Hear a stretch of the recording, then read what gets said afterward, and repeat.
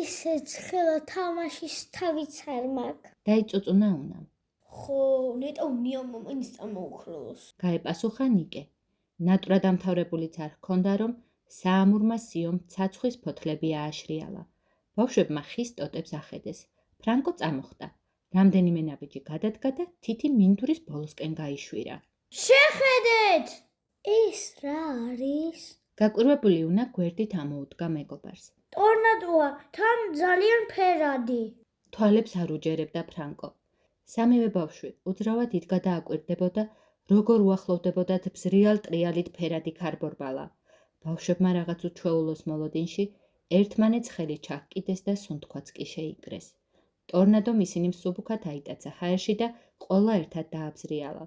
ბავშვებთან ერთად ქარბორბალაში უამრავი ფერადი ყვავილიც ისარტყელა და რამდენიმე ვარსკვლავიც ტრიალებდა. უცნაური იყო, რომ ბავშვებს ოდნავადაც არ ეშინოდათ. ერთმანეთს მხიარული შეძახილებით და სიცილ კისკისით ეხმიანებოდნენ.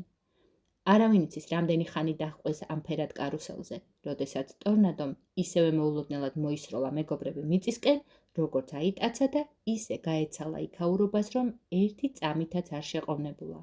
ბავშვები მიწაზე თვალდახუჭულები გაიშხლარდნენ. მხიარულად იცინოდნენ, მაგრამ სანამ თავბრუსხვევამ სრულად არ გადაუარათ, ვერც თვალის გახელა შეძლეს და ვერც თავის წამოწევა. სად ვართ? უნას და ფრანკოს ნიკეს გაოცებული ხმა შემოესმათ. ორივე მერდროულად ჭყიდა თვალი და წამოჭდნენ. კარგად რომ მიიხედ-მოიხედეს, აღმოაჩინეს, რომ შუაგულ ტყეში ისხდნენ, ვერ ხვდებოდნენ სად იყვნენ, მაგრამ ადგილი საშიშად საერთოდ არ ეჩვენებოდათ. მგონი ტორნადო ძალიან შორს ამოგვიყვანა. თქვა ფრანკომ და მეგობრებს გადახედა. ნამდვილად ასეა. დაეთანხმა უნა. მარა რა კარგად გავერთეთ ხო?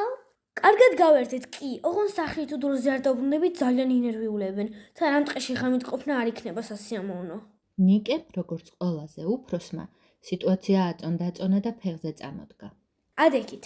უთხრა უმცროს დას და მეგობარს. სახლის გზა უნდა ვიპოვოთ. ბავშვები ფეხზე წამოდგნენ და მიიხედ-მოიხედეს. არც ერთს არ ჰქონდა წარმოდგენა, საით უნდა წასულიყვნენ. გზა რომ არ ვიცით? უცებ დაფრთხა უნა. არა უშავს, საიდაც გული გაგვიწევს იქ ეწავიდეთ. ერთ ადგილად დგომას მაინც სჯობს. თქვა ნიკემ და პირველი ნაბიჯიც გადადგა.